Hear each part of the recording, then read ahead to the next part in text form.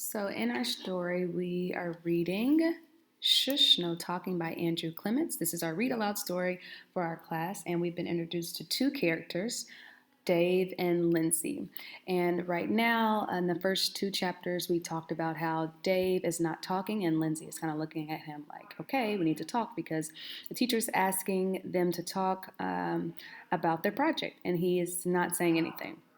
So, we know that he has a little bit going on about being quiet, but we don't aren't quite sure why he has this bit and what's the purpose of it. So now we're moving into chapter 3, and before I get into that chapter and reading it to you guys, I want you to drop down your predictions of what you think is going to happen with Dave and Lindsay or the rest of the classmates or the teacher, and why do you think he is choosing to be quiet?